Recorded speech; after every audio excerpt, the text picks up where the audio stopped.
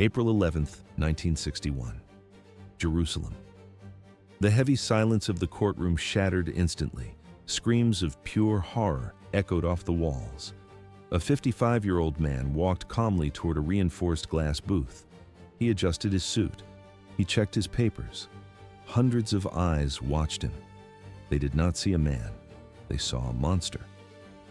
Why was he behind glass? It wasn't to keep him from escaping. It was to keep the crowd from tearing him to pieces. At first glance, a boring bureaucrat. But in reality, the architect of the Holocaust, Adolf Eichmann, the man who turned genocide into a logistical schedule. He organized the trains. He calculated the quotas. He sent millions of Jews directly to gas chambers without firing a single shot. For 16 years, he had evaded this moment. He lived in the shadows of Argentina. He used the name Ricardo Klement. He worked in a factory. He thought he was safe. But the families he destroyed never stopped looking.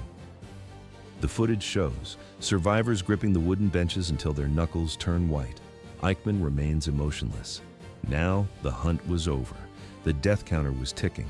Only a few meters of air and glass separated the victims from their executioner. The trial would reveal every detail of his machinery. But the question remained. How does a man like this face death? The answer would come at the gallows. May 1960, Buenos Aires, Argentina. At the end of a cold autumn afternoon, a public bus screeches to a halt. The location is Garibaldi Street. It is a desolate, dusty neighborhood on the outskirts of the capital. The doors open. A man steps onto the unpaved road. His pace is calm, almost mechanical. He wears heavy, dark-rimmed glasses. In one hand, he grips an aged leather briefcase. His coat is worn and frayed at the cuffs. To the neighbors, this is Ricardo Klement. He works as a department head at the local Mercedes-Benz factory. He is seen as reserved, punctual, a man without vanity, just another German immigrant trying to survive.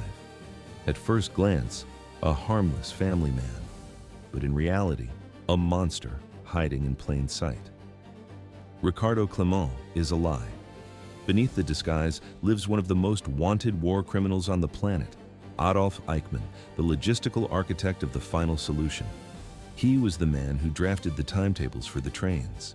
He created the systematic plan that ground millions of Jews into ash during the Holocaust. But how did a primary gear of the Nazi machine travel so far from a devastated Europe? To understand this, we must return to the chaos of 1945. Germany lay in ruins.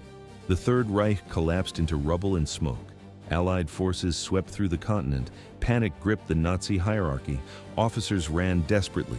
They knew the consequences of capture: a military tribunal, a sentence, a rope around the neck at Nuremberg. Eichmann was among them. He did not wait for the gavel to fall. He vanished into the shadows. But he did not run alone. His salvation came from the rat lines. These were clandestine underground networks built to smuggle former Nazis out of Europe. They utilized false identities and safe houses. These escape routes were not myths. They were sophisticated pipelines. Former SS members improvised some of the paths, but powerful institutions facilitated others. The footage of history is clear. The Catholic Church and the International Red Cross played a role. Knowingly or unknowingly, they became the bridge for war criminals escaping justice. The most effective path was the Vatican route. Behind the walls of the Vatican, Austrian Bishop Alois Hudal operated quietly. He was notorious for his Nazi sympathies. Hudal offered more than spiritual comfort. He provided logistics. He issued recommendation letters. He organized transit camps. Eichmann received a Red Cross humanitarian passport in Genoa, Italy. The name on the document was Ricardo Klement. With valid papers in his pocket, he boarded a steamship bound for South America. There was no turning back. Why Argentina? The destination was calculated. During and after the war, the regime of Juan Domingo Perón looked favorably upon the Nazi cause. Archives opened decades later confirm the truth. Journalists like Uki Goni exposed the mechanism. It was a silent agreement, a transaction. Sectors of the Argentine Secret Service offered anonymity and life. In exchange, the fugitives provided technical knowledge, influence, and stolen funds. Buenos Aires became a sanctuary. The ships brought doctors, engineers, intelligence officers, murderers. Eichmann was a mixture of all these things. He dissolved into the population. For years, he lived a discreet gray existence. He worked as a factory operator. He kept his head down. He eventually rented a modest brick house on Garibaldi Street. It lacked basic amenities. In 1952, he brought his wife and children from Austria. The cover was perfect. A struggling immigrant family trying to make ends meet. He never spoke of the past. He never drew attention to himself. But the silence was deceptive. He was not a free man. He was prey waiting for the hunter. 10 years of silence. That was how long Adolf Eichmann had lived as a ghost. He was not a free man, but he was alive. He existed in the shadows of Buenos Aires, hiding behind the alias Ricardo Klement. He worked manual jobs. He rode the bus. The world had largely forgotten the architect of the Holocaust, but the silence didn't last. It all started with a simple mistake. A teenage romance. Eichmann's eldest son, Klaus, was careless. He kept the original family name. He didn't hide it. Young and impulsive, he met a girl named Sylvia Hermann. They went to the cinema. They walked the streets. Klaus even boasted about his father's past importance, but Sylvia had a father too. Lothar Hermann. Lothar was blind. He lost his sight after beatings by the Gestapo. He was a survivor of the Dachau concentration camp. He could not see Klaus, but he heard the name. Why did that name trigger such fear? It wasn't just a common German surname, it was a signature on death warrants. When Sylvia mentioned her boyfriend's last name was Eichmann, Lothar froze. He knew the history. This was the man who organized the logistics of genocide, the man who managed the trains. Lothar did not hesitate. He started asking questions. He sent letters. The intelligence eventually reached the right man, Fritz Bauer. He was the Attorney General of the state of Hesse in West Germany, a Jewish survivor, a hunter of Nazis in a country that wanted to forget. At first glance, a respected government official, but in reality, a man surrounded by enemies. Bauer knew the truth. He could not trust the German justice system. His own office was filled with former party members and sympathizers. If he filed a formal request, the paperwork would leak. A phone call would be made. Eichmann would vanish again. Bauer made a radical choice. He committed treason to achieve justice. He bypassed his own government and contacted Israel. Prime Minister David Ben-Gurion reviewed the file. The intelligence was solid, but there was a problem. Diplomatic channels were useless. Argentina was a safe haven for the Third Reich's fugitives. The local laws did not recognize war crimes as a reason for extradition. The Israelis remembered the failure to catch Joseph Mengele, the angel of death. They could not afford another mistake. There was no turning back. The solution was outside the law: a kidnapping. The Mossad, Israel's intelligence service, activated a special unit, 11 agents, 11 specialists in surveillance, capture, and extraction. The footage shows grainy passport photos of the team members. The mission objective was absolute: locate the target, confirm the identity of Adolf Eichmann beyond any doubt, smuggle him out of the country alive. It was a violation of Argentine sovereignty. It was an illegal act in the eyes of international law.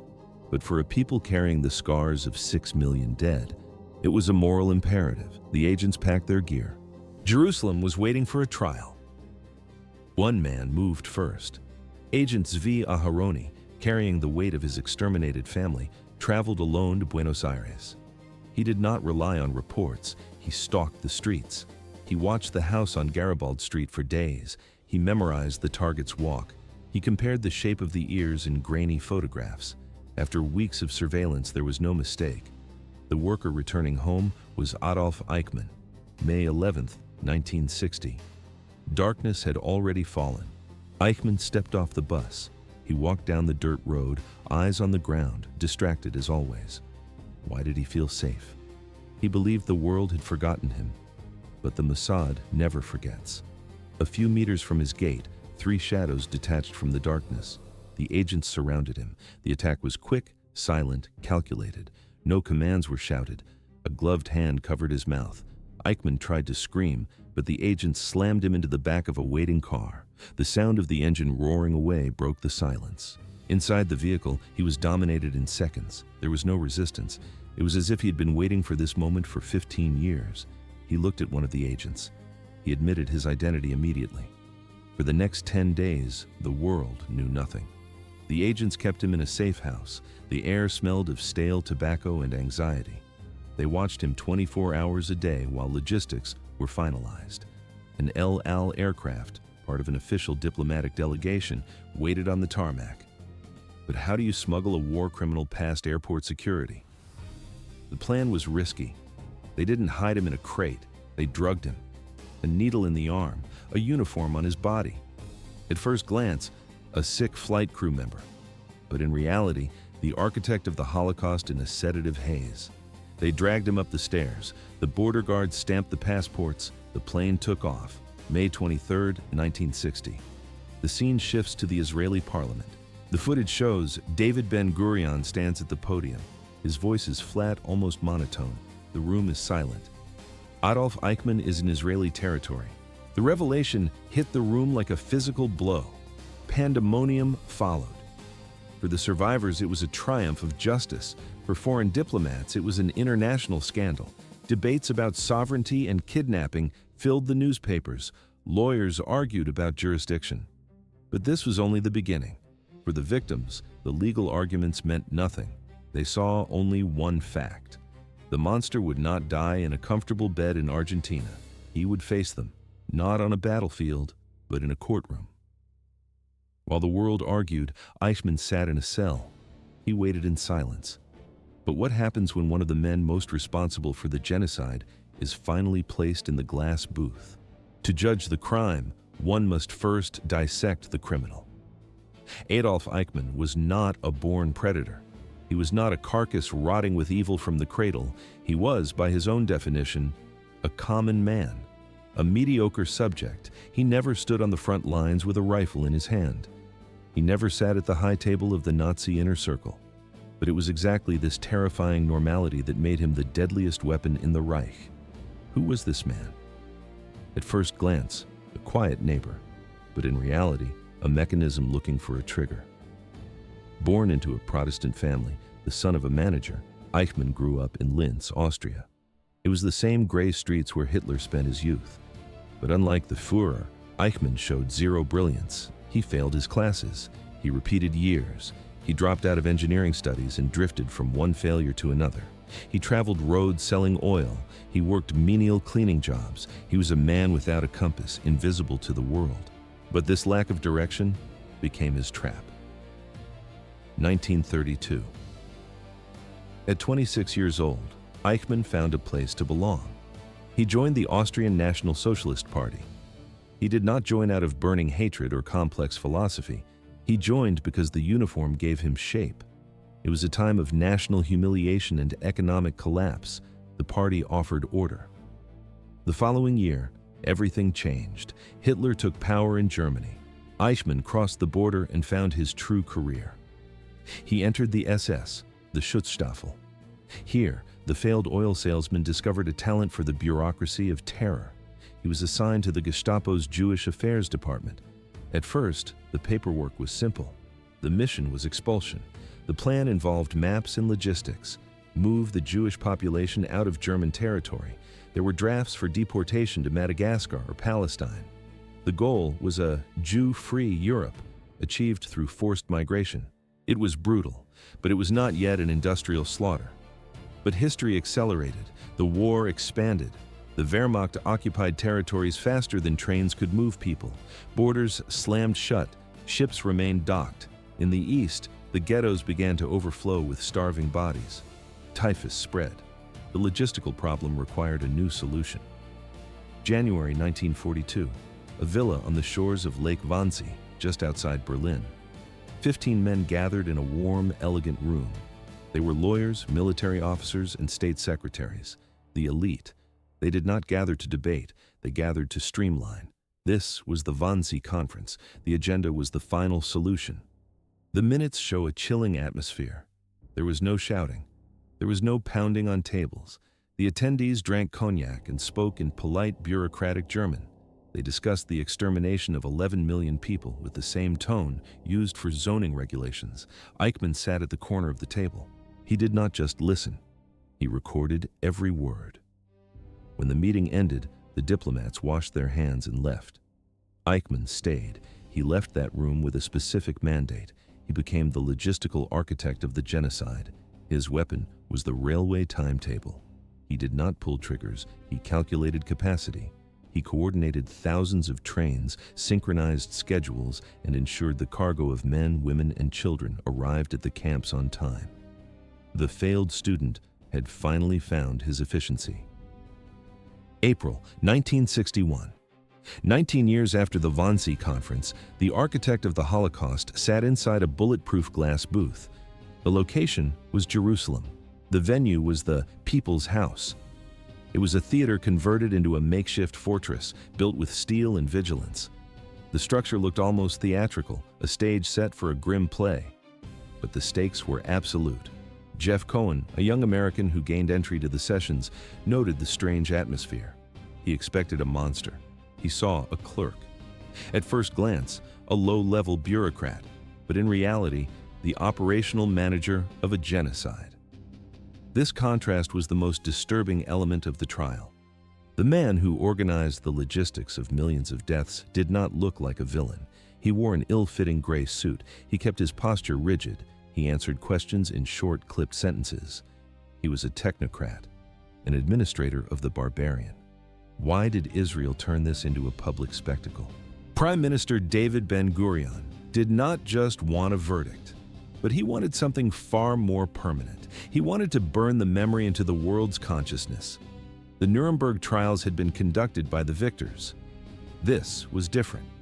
In Jerusalem, the victims were judging their executioner. Prosecutor Gideon Hausner declared his intention immediately. This would be the judgment of the 20th century. His plan was precise: give a face, a name, and a voice to the statistics. It would not be a parade of dry documents. It was a public act of resurrection and dignity. But the decisive weapon was the camera. Milton Frischman, an American producer, proposed filming the proceedings. It was controversial. After heated debates, Ben-Gurion gave the order. Technicians installed discrete cameras inside the courtroom walls. The feed went out to the entire globe. For the first time, the Holocaust ceased to be a chapter in history books. It became image, sound, and raw emotion. The footage shows a man in a glass cage adjusting his headphones while the audience weeps. It was a new form of justice, transmitted live. Survivors of the camps walked to the pulpit one by one. Michael Podklebnik described the interior of the gas vans. He spoke of cleaning the filth and the bodies from the trucks. Yehuda Bacon spoke of the crematoriums and holding his father's ashes. Abba Kovner narrated the desperate armed resistance in the dark alleys of the Vilnius ghetto. The testimony was relentless. Witnesses described the death marches, the suffocating heat of the crowded cattle trains, the constant smell of burnt meat, the hunger, the cold, the total loss. The cameras captured every tremor in their voices. The signal transmitted the horror to a planet that had never confronted the details with such cruelty. For Israeli society, the shock was transformative. Painful questions hung over the nation. Why did the European Jews seem to die with so little resistance? The trial exposed the truth. There was no passivity. There was only despair, fear, and the crushing weight of an industrial slaughterhouse. The witnesses revealed acts of heroism and attempts to escape. But against the death machine created by men like Eichmann, survival was a statistical error. The facts were laid bare. The glass box offered no protection from the truth. Then came the death of the man. Befehl ist Befehl. Orders are orders. That was the shield Adolf Eichmann raised in the Jerusalem courtroom. He stood in the bulletproof glass booth. He adjusted his papers. He insisted he was merely a civil servant, a logistics technician. He claimed he never held a gun against a prisoner. He never pulled a trigger. He just coordinated the timetables and managed the rolling stock. Why did he do it? He argued he had no choice. But the prosecution proved that the choice was always his. The gaps in his story began to widen. Stacks of paper flooded the court, documents bearing his signature, minutes from secret meetings, deportation orders stamped with his authority. And then came the bomb, the recordings of Wilhelm Sassen. Sassen was a former SS officer, a fugitive hiding in Argentina. Years prior, he had convinced Eichmann to speak on the record. The audio quality was poor, but the words were clear. On the tapes, Eichmann did not sound like a victim of circumstance. He sounded like a predator. He did not just admit to his role, he boasted about it. He expressed deep regret, not for the killings, but because he had failed to complete the job. He called himself an idealist, not a bureaucrat. At first glance, a subordinate following orders, but in reality, a fanatic driving the machine. Budapest, 1944. The war was effectively lost. Heinrich Himmler ordered a halt to the deportations to Auschwitz. He wanted to negotiate with the Allies, but Eichmann ignored the Supreme Command. He bypassed his superiors. He went to the rail yards personally. He watched the doors lock. He ensured the trains left for the camps. Witnesses described his energy as frantic. He did not want to obey. He wanted to finish the genocide before the tanks arrived. It got worse. The archives revealed Paris, 1942. Eichmann signed the order to deport hundreds of Jewish children. He stripped them from foster homes. He loaded them into boxcars. None returned.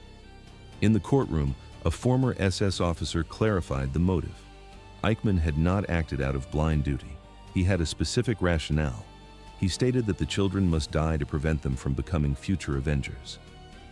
The mask of the boring civil servant shattered. The court saw him clearly, not a passive executor, but the architect of the death machine. The judgment became a dissection of the banality of evil. Eichmann did not look like a monster from a nightmare. He looked like a neighbor, a man without charisma, a man without visible rage. He possessed only a terrifying devotion to a murderous system. The footage captures his expression. It remains blank. It was not his cruelty that froze the blood of the audience. It was his indifference. It was the realization that he could be anyone, but the gavel had not yet fallen. The courtroom waited. The world watched via satellite and newsreel. The witnesses fell silent. The evidence lay in piles on the tables. Now only one question remained. What would be the final fate of Adolf Eichmann? 3 distinct counts of guilt. The judge read the verdict in a voice that was firm, contained, and devoid of theatricality. Guilty of crimes against the Jewish people, guilty of crimes against humanity, guilty of war crimes. Adolf Eichmann sat in his glass booth, listening. This was the man who organized death with administrative precision. Now, the court handed down the maximum penalty available: death. The trial had consumed 8 months of intense scrutiny. It was an unprecedented legal marathon. 121 sessions took place. Prosecutors presented 1,500 documents. 112 witnesses took the stand. The footage shows survivors approaching the microphone, their hands trembling. They did not whisper, they spoke clearly. For decades, these voices had been muffled by trauma. Now, they emerged not as a lament, but as a formal complaint against a murderer. At first glance, Eichmann appeared to be a small, distracted bureaucrat, but in reality, he was a voluntary executor who had obsessed over every detail of the genocide. Why did he try to portray himself as a mere gear in the machine? He hoped for leniency. But the evidence showed he ignored orders to stop and complained when quotas were not met. He appealed the decision. On March 28, 1962, the Supreme Court of Israel confirmed the sentence. Every legal avenue was now closed. There remained only one final desperate move. Eichmann sent a request for clemency to President Yitzhak Ben-Zvi. He wrote the letter with cold protocol. He claimed remorse. He insisted he was a victim of his superiors. But it was too late. The president refused the request. He rejected the idea that neutrality could shield a man from such horror. The timeline accelerated. May 31st, 1962, Ramla prison. Night fell over Israel, and a heavy silence filled the cell block. Eichmann spent his final hours writing letters. He requested a bottle of white wine. He drank half of it. When a rabbi offered spiritual comfort, Eichmann refused. He remained arrogant, standing tall not out of bravery, but out of blind loyalty to a broken myth. 2 minutes before midnight, guards led him to the execution chamber. Witnesses were present, a small group of officers, a doctor, and a journalist. Eichmann walked to the gallows without hesitation. He refused the black hood. His last words were recorded by those present. He spoke of Germany, Argentina, and Austria. He declared, I had to obey the rules of war and my flag. He finished with 2 words. I'm ready. 15 minutes past midnight, June 1st. The executioner pulled the lever. The trapdoor opened. The rope snapped tight. There was no cheering crowd outside, no clamor. Inside, there was only the clinical conclusion of a process seeking justice, not revenge. Eichmann became the only person ever legally executed by the State of Israel. It was not a decision made lightly. It was the end of an architect of death. The aftermath was swift. His body was removed and immediately cremated. A police boat carried the remains out to the Mediterranean. The ashes were scattered into the waves, well outside Israeli territorial waters. This was a calculated, final gesture. No grave would exist for neo-Nazis to visit. The sea swallowed the dust. Thus ended the era of the invisible monster. 1961, Jerusalem. The courtroom was packed. This trial was not merely the closing of a chapter, it was a dividing line in history. It redefined how the world understood justice. In Nuremberg, the Allies had prosecuted Nazi leaders from a distance. Lawyers read documents, defendants wore headphones. The structure was external. But Jerusalem was different. Here, the survivors did not just watch from the gallery, they took the stand. They gripped the podium. They named the dead and described the unnamed. Why was this shift so critical? It seemed like just another tribunal, but in reality, it was the moment private trauma became public record. The atmosphere in the room was heavy. Memory became hard evidence. Silence was defeated. For the first time, the victims ceased to be anonymous statistics in a ledger. They became the protagonists of the truth. An old man rolled up his sleeve. The camera zoomed in. A blue number was tattooed on his skin. Tears shed in that court were not just expressions of pain. They were acts of resistance. Every word spoken rescued a life from the oblivion of the ash pits. Israel was judging a man for crimes committed thousands of miles away. The defense argued jurisdiction. The victims were Polish, French, Hungarian. But the court established a new precedent. Certain crimes are so deep they do not belong to one nation. They attack the very idea of humanity. But this was only the beginning. Technology amplified the impact. Huge videotape reels spun in the recording room. The trial was broadcast to dozens of countries. The footage entered homes, schools, and living rooms. The footage shows families in New York and London gathering around black and white television sets. They sit in silence. They listen to the testimony. For the first time, the Holocaust was not just a rumor or a history book paragraph. It was seen and heard. It became a living scar on global culture. Abraham Harmon, the curator of the exhibition, later explained the goal. They showed this so people would know pure evil. To understand that victory is possible without losing one's own humanity. The prosecution made a deliberate choice regarding the defendant. They did not call him Adolf Eichmann. They called him only Eichmann. At first glance, a minor clerical detail. But in reality, a calculated refusal of his human identity. He was no longer an individual. He was a symbol. He was a warning. But the greatest fear for the audience was not what Eichmann had done. It was who he was. The world expected a monster. They looked for a sadist with bloodshot eyes or a foaming mouth. Instead, the glass booth contained a small, balding man. The camera records. He sits straight. He adjusts his glasses. He sorts through his papers with precision. He spoke politely. He cited statistics. He obeyed orders. He did not look like a tyrant. He looked like a bureaucrat. He hid behind protocols and paperwork. When he looked at the transport lists, he did not see bodies or children. He saw trains. He saw schedules. The terrifying normalcy of evil was revealed. Hannah Arendt sat in the Jerusalem courtroom. She watched the man in the glass booth. She was covering the trial for The New Yorker, notebook in hand. She defined the disturbing essence of the case with 3 words: the banality of evil. Why was this shocking? The world expected a chaotic monster, but Eichmann was a routine bureaucrat, dangerously obedient. He demonstrated how evil prospers, not through sadists, but through men who do not think. The footage shows. Eichmann adjusts his glasses. He listens to the translation with a bored expression. He treats the proceedings like a staff meeting. At first glance, a civil servant. But in reality, an architect of death. His judgment served as a mirror. It forced us to look not only at him, but at ourselves. It tested our institutions. It questioned our choices. The trial reflected the worst of human capability, but also the best. The drive to find justice even when it is late. The verdict left a question that still burns. In the face of cruelty, will we choose silence or truth? The answer is not in the library. It is in the decisions we make today.